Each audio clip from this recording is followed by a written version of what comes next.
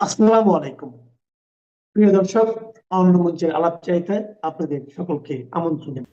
ভারতীয় সৈন্য বাংলাদেশে প্রবেশ করবে 15 তারিখের পর। কেন আমি এই কথাটা বলছি?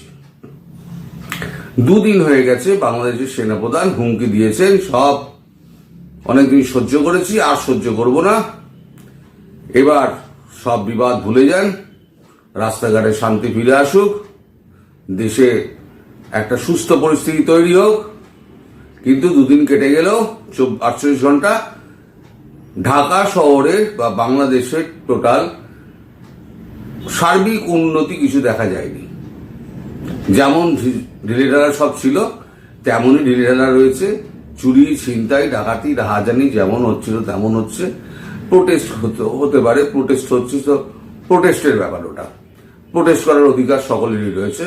তো প্রোটেস্ট সবসময় বারণ করা যায় না, এটা মানুষের গণতান্ত্রিক অধিকার।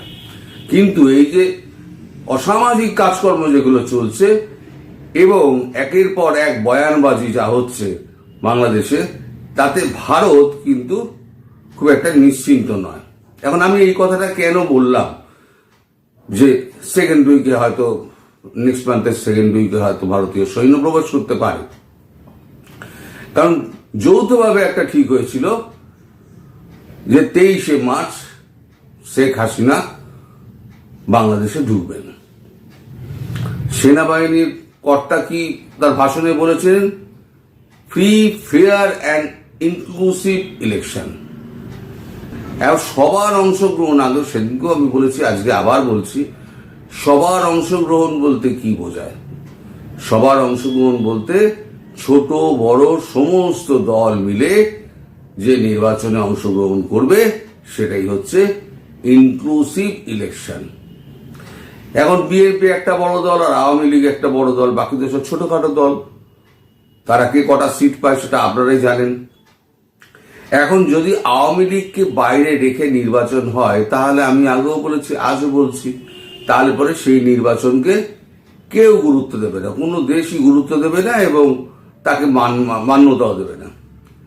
তাহলে কথা কি হয়েছিল? আওয়ামী লীগকে ফেরাতে হবে। এখন ডিসেম্বরে যদি নির্বাচন ঘোষণা হয়, উনি যদি নির্বাচন চান, যেটা উনি বলেছেন, আমি বলেছিলাম 1.5 বছর, ডিসেম্বরে 1.5 বছর কমপ্লিট হচ্ছে, ডিসেম্বরের মধ্যে করতে হবে। তাহলে নভেম্বরে গিয়ে আর ডিসেম্বরে তো ইলেকশন হবে না। ইলেকশনের তৈরির জন্য মিনিমাম 6-7টা মাস টাইম দিতে হয়। এখন April, May, June, July, August, September, October, November, December, 8 মাস, 8 মাস কি 9 মাস। এই টাইমটা তো আওয়ামী লীগকে দিতে হবে, কারণ তার প্রচার কার্য আছে, তার অফিস সামলাতে হবে, তার সমস্ত কিছু, দল ভেঙে চলে গেছে, তার একটু বেশি টাইম লাগবে। 1 বছর না হোক 8-9 মাস তো তার লাগবেই। এখন সেই সময় যদি শেখ হাসিনা যদি দেশে না ফিরতে পারে, তাহলে ইনক্লুসিভ নির্বাচনটা হবে কি করে? ইনক্লুসিভ নির্বাচন হবে না।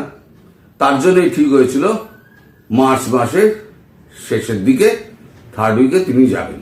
তাহলে ভারতীয় সেকেন্ড অপশন কি? সেকেন্ড অপশন একটা হচ্ছে, সেটা সৈন্যকে ভেতরে ঢুকিয়ে দাও। আগে আমাদের কি ছিল? রংপুর ডিভিশনে, রংপুর মানে এর ডিভিশনের বাইরে আমাদের এতে সমস্ত সৈন্য প্রহরা ছিল। এটা হচ্ছে রংপুর ডিভিশন। এই রংপুর ডিভিশনের মধ্যে যেগুলো রয়েছে সেগুলো আপনারা দেখে নিতে হবে। কুড়িগ্রাম থেকে আরম্ভ করে লালমনিরহাট, পঞ্চগড়, ঠাকুরগাঁও, দিনাজপুর, এই সমস্ত কিছু রয়েছে। আর এবার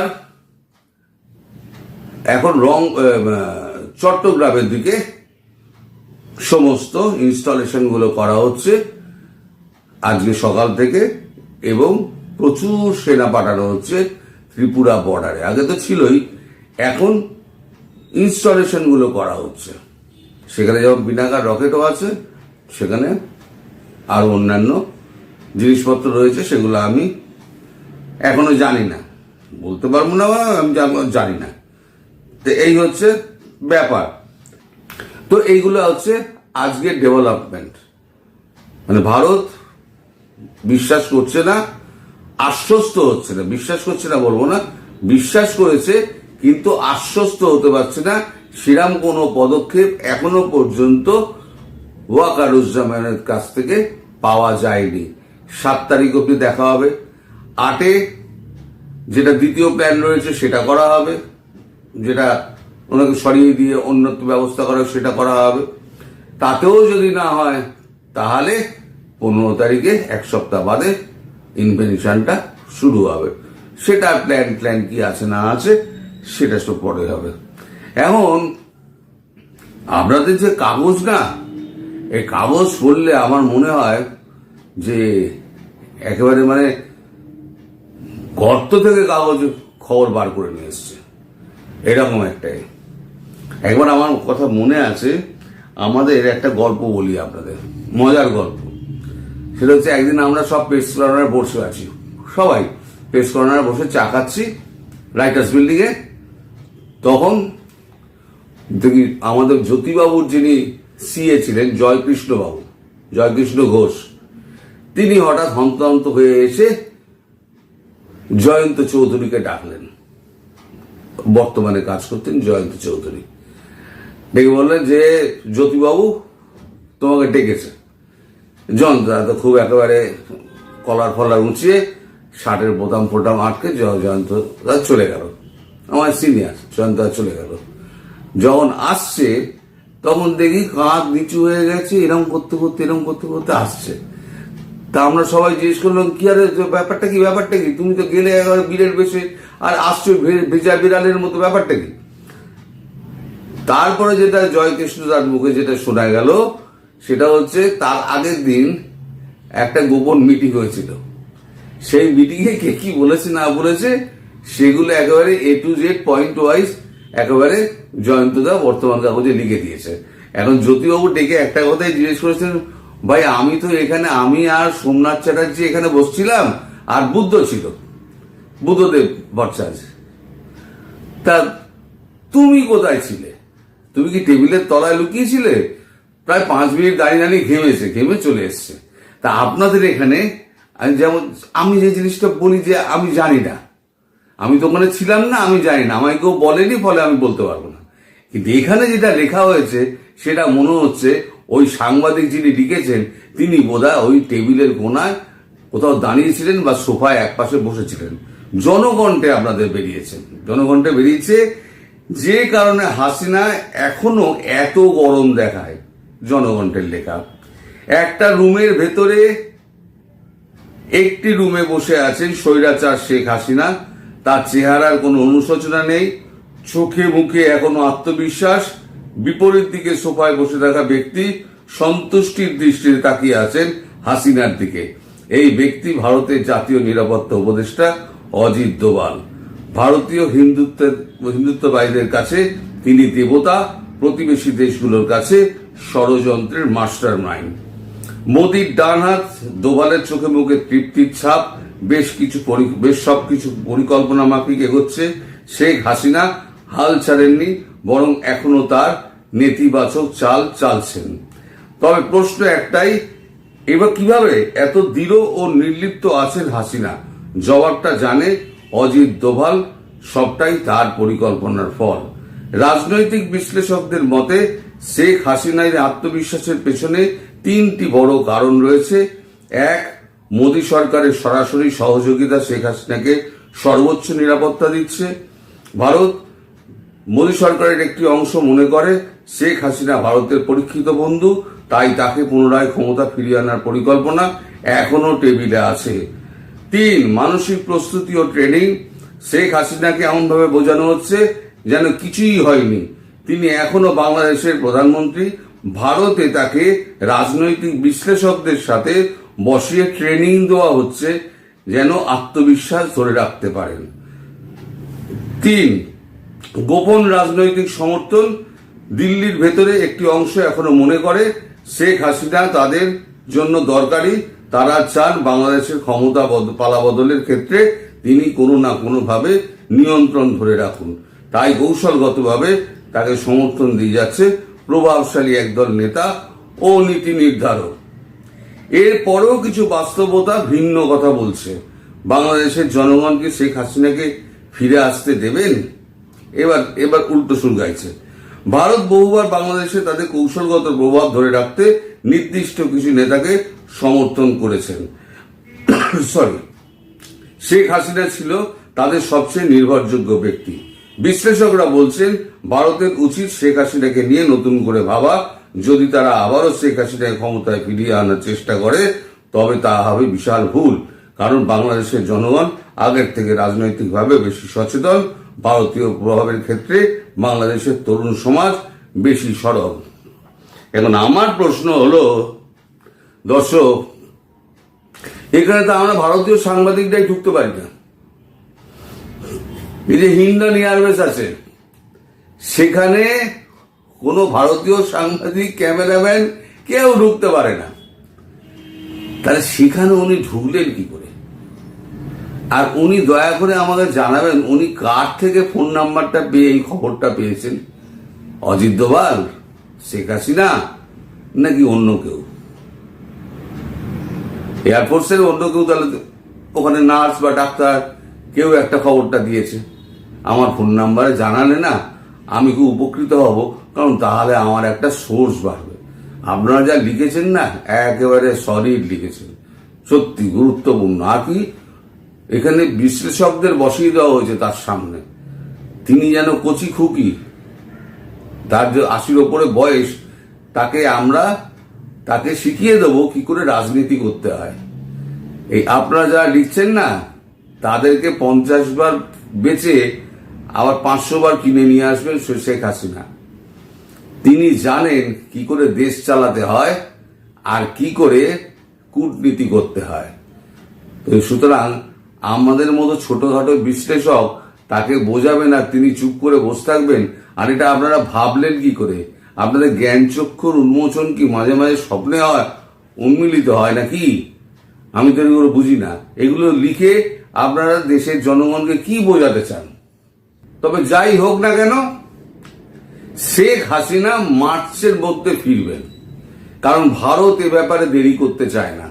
এ ফয়সালা ভারত মার্চের মধ্যে করে নেবেই, সে যে কোনো প্রকারে হোক, সেটা মিলিটারি ইনভেনশন করে হোক অথবা গণতান্ত্রিক প্রক্রিয়ার মধ্যে তাকে অংশগ্রহণ করিয়ে হোক।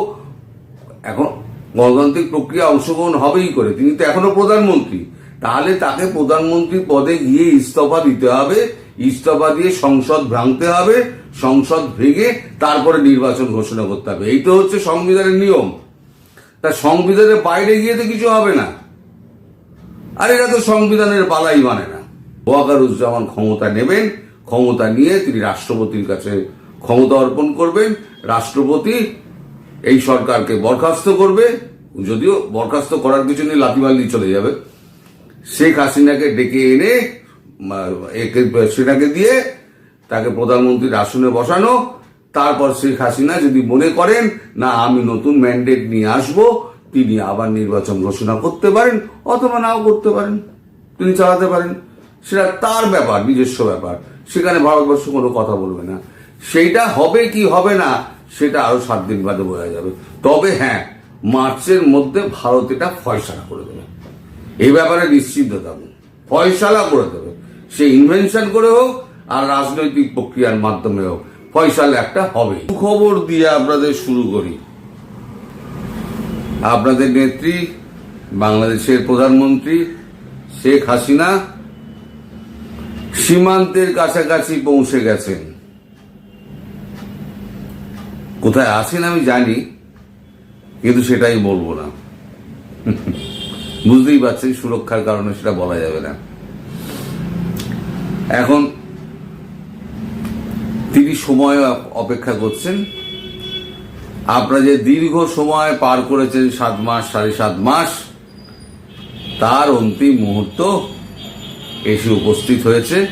এবং আপনারা নিশ্চিন্ত থাকুন, কয়েকদিনের মধ্যে অবস্থার সম্পূর্ণ পরিবর্তন হবে এবং আপনারা দেখতে পাবেন যে একটা পরিবর্তিত বাংলাদেশ, যেখানে আবার সূর্যোদয় আবার নতুন করে হবে। এখন গতকালকে সেনাপ্রধান একটা মিটিং করেছেন। আজকে আবার একটা মিটিং হচ্ছে। সেই মিটিংয়ে সমস্ত কোর কমান্ডার যারা রয়েছেন জিওসিএনসি তাদেরকে ডাকা হয়েছে, বিভিন্ন দপ্তরের লোকেদের ডাকা হয়েছে। এখন এই নিয়ে প্রচুর মিটিং চলছে। গতকাল রাত থেকে বিভিন্ন ক্যান্টনমেন্ট থেকে সমস্ত সেনারা ধীরে ধীরে ঢাকার উদ্দেশ্যে রওনা হয়েছেন। কিছু ঢাকায় পৌঁছেছেন, কিছু মাঝপথে রয়েছেন, কিছু রওনা হচ্ছেন। আশা করা যাচ্ছে আজকে রাত থেকে ফুল দমে অ্যাকশন শুরু হয়ে যাবে। এবং সব থেকে বড় যেটা বলার বিষয় সেটা হচ্ছে আজ অথবা কাল যে কোনো দিন সেনাবাহিনী ওয়াকারুজ্জামান জেনারেল তিনি হাতে ক্ষমতা নিয়ে নিচ্ছেন। ইতিমধ্যে সমস্ত এয়ারপোর্টগুলো বিমান বাহিনীর সৈন্যরা সব দখল নিয়ে নিয়েছে। কোনো বিমান তাদের অনুমতি ছাড়া দেশ ছাড়তে পারবে না, কিন্তু বিমান নামতে পারবে। যাত্রীরা যারা আসবেন তারা নির্বিঘ্নে যাতে ঢুকতে পারেন তার ব্যবস্থা করা হচ্ছে। এই যে আগামী দুদিন এই যে চলবে, এই আন্দাজটা সারজিৎ, হাসনাত, এই যত ল্যাজমোটা সমন্বয় ছিল না, সব পেয়ে গেছিল। এটুকু খবর পাওয়া গেছে সারজিৎ এবং হাসনাত এই দুজনে তাদের পরিবার সহ পলাতক। গতকাল রাত থেকে পলাতক, তাদের কোনো খোঁজ খবর পাওয়া যাচ্ছে না। তাদের বাড়ির লোকেরা কোথায়, তারা কোথায়? দেশ তো এইটুকু, দেশ ছেড়ে তো বেরোতে পারবে না। যেখানেই লুকিয়ে থাকুক সে ধরা পড়বেই। আর ধরা পড়লে কি হবে তা আপনারা অনুমানই করতে পারছেন। যাই হোক, এরপর সেটা কর্তা, আমি কেন বলছি এগুলো, যে শেখ হাসিনার প্রত্যাবর্তনটা কি করে হবে সেটা বুঝতে গেলে এই পথটা দিয়ে আপনাকে যেতে হবে। তবে আপনি বুঝবেন যে শেখ হাসিনা প্রধানমন্ত্রীর পদে পুনঃস্থাপিত হবেন কি করে। এই সমস্ত প্ল্যানটা কিন্তু চোখে দেওয়া আছে ইউএস এবং ভারতের। সেই প্ল্যান অনুযায়ী কাজকর্ম করছেন আমাদের ওয়াকারুজ্জামান। এবার সেনাবাহিনী হাতে ক্ষমতা নিলে সেনাপ্রধান ক্ষমতা হস্তান্তর করবেন কাকে? না, রাষ্ট্রপতিকে। রাষ্ট্রপতি তখন সরকারিভাবে তার ক্ষমতা বলে এমার্জেন্সি চালু করবেন, জারি করবেন। এমার্জেন্সি জারি করার পর তারপরেতে একটা আইন করে দিয়ে, বিশেষ আইন ক্ষমতা, তার ক্ষমতা বলে তিনি প্রধানমন্ত্রী শেখ হাসিনাকে তার চেয়ারে বসিয়ে দেবেন। তার আগেও কতগুলো কাজ রয়েছে। এখন এই ক্ষমতা তো অর্পণ হবে। শেখ হাসিনা যেমন আমাদের দেশের মনমোহন সিং, তিনি যখন অসুস্থ হলেন তিনি 6 মাস অফিস যেতে পারেননি। তার একটা বুকে সার্জারি হয়েছিল, অফিস যেতে পারেননি। তিনি কি প্রধানমন্ত্রী থাকেননি? তার আগে যিনি প্রধানমন্ত্রী ছিলেন, তার আগে প্রধানমন্ত্রী ছিল আমাদের বাজপেয়ী সাহেব। সেই বাজপেয়ী সাহেব যখন তার নি রিপ্লেসমেন্ট হয়, তিনি 9 মাস অফিস যাননি, তার প্রধানমন্ত্রীতে চলে গেছিল। ভারতবর্ষ 140 কোটির দেশ, সেই দেশের প্রধানমন্ত্রী যদি ছুটি নিতে পারেন, তাহলে শেখ হাসিনা প্রধানমন্ত্রী হিসেবে ছুটি পাবেন না কেন? তিনি ছুটিতে গিয়েছিলেন, কারণ তিনি তো পদত্যাগ করে যাননি। তিনি এসে আবার ক্ষমতায় বসবেন, ক্ষমতায় বসে তিনি আবার দেশ শাসন করবেন। আমার চিন্তা হচ্ছে এই ইউনুস চাকে নিয়ে। এই ইউনুস চার কি হবে আপনারা জানেন, বহুদিন আগে থেকেই আমি বলে আসছি যে জ পলায়তি স জীবতি, ইউনুস চা আপনি পালান, কিন্তু আমার কথা ইউনুস চা বুঝতে পারেননি। এবং তিনি যে দরবার করছেন ভারতবর্ষের কাছে যে একবার দেখা করার জন্য, সে টাইম উনি পাবেন না মনে হচ্ছে পাবেন না। কারণ 26 তারিখ, আগামীকাল 26 তারিখ, 26 তারিখে তার তো আজকে 25 তারিখে রাত্রে যাওয়ার কথা। তার আগে সেনাবাহিনী যদি তাকে অ্যারেস্ট করে নেয়, তাহলে পরে তার চীন যাত্রা হলো না, সে জায়গায় তার জেল যাত্রা হবে। এবং জেলের লপসি কিছুদিন খাওয়ার পর তিনি বুঝতে পারবেন যে চিন্ময় প্রভু তার কতটা কষ্ট হয়েছে, তাকে কি অন্যায়ভাবে আটকে রাখা হয়েছিল। এই যে যত আমাদের আওয়ামী লীগের যত কর্মী, যত হিন্দু মাইনরিটি যত লোকজন রয়েছে, তাদেরকে ধরে ধরে সমস্ত মেরে তাদেরকে জেলে পুরে দেওয়া হয়েছে। এইবারেতে এরা বুঝতে পারবে যে কত ধানে কত চাল। জেলে ঢোকানো সহজ, কিন্তু জেলে থাকা কিন্তু খুব কঠিন। এখন আমি যখন প্রথম বলতে শুরু করেছিলাম 6 মাস আগে যে শেখ হাসিনা প্রধানমন্ত্রী হিসেবে মার্চ মাসের মধ্যে ফিরবেন, অতি বড় আওয়ামী লীগ সমর্থকও তখন কিন্তু অবাক হয়েছিলেন যে আপনি এই সময় এটা বলছেন কি করে। আমি তো গণৎকার নই, আমি কোথাও একটা খবর পেয়েছিলাম যে এটা 6 মাসের প্রজেক্ট, 6 মাসের মধ্যেই শেষ হবে। শুধু ট্রাম্প আগেই শেষ হয়ে যেত, ট্রাম্পও মধ্যিখানে ঢুকে পড়াতে একটু যা লেট হয়ে গেল, এর বেশি কিছু হয়নি। তবে মার্চের মধ্যেই প্রধানমন্ত্রী ঢুকে যাবেন, অন্তত তিনি আমার কথাটুকু রাখবেন, এটুকু বিশ্বাস আপনাদের প্রধানমন্ত্রীর ওপরে আমার আছে। আর আপনাদের কাছে আমার একটা বিনীত অনুরোধ রইল, আপনারা অতি উৎসাহী হয়ে একেবারেই কোনো সরকারি সম্পত্তিতে হাত দেবেন না, কোনো প্রাইভেট সম্পত্তিতে হাত দেবেন না। এটা হচ্ছে আপনাদের মানে দেশের সম্পদ। ইউনিসের গ্রামীণ ব্যাংক আছে, আপনারা গ্রামীণ ব্যাংকের উপরে চড়াও হলেন, করবেন না। কারণ গ্রামীণ ব্যাংকটা টিকে থাকলে পরে সরকার ওটাকে অধিগ্রহণ করবে, সরকার অধিগ্রহণ করে সরকার ওটাকে চালাবে। ও যত সুযোগ সুবিধে অবৈধভাবে নিয়েছিল না, সব সুযোগ সুবিধে সুদে আসলে তুলে নেওয়া হবে। গ্রামীণ ব্যাংকের উপরে কোনো হামলা করবেন না, কোনো ব্যাংকের উপরেই হামলা করবেন না, কোনো সরকারি বেসরকারি সম্পত্তির উপরে হামলা করবেন না। আপনাদের বুঝিয়ে দিতে হবে ওদের জাত কি আর আপনাদের জাত কি। বাকি যা আছে সে বুঝে নিন, কিন্তু বাস জ্বালানো, দোকান জ্বালানো, দোকান পুড়িয়ে দেওয়া, বাড়ি পুড়িয়ে দেওয়া, এই জিনিসগুলো করে দেশের সম্পত্তি নষ্ট, অনেক সম্পত্তি নষ্ট হয়েছে, অনেক সম্পত্তি নষ্ট হয়েছে, অনেক লোক বেকার হয়েছে। আর বেকারের সংখ্যা বাড়াবেন না। আপনারা সঠিক পথে থাকুন, সঠিক নেতৃত্ব এবার মানে একটা পরিশ্রুত একটা নেতৃত্ব নিয়ে আসছেন আপনার প্রধানমন্ত্রী শেখ হাসিনা, তার উপর আস্থা রাখুন।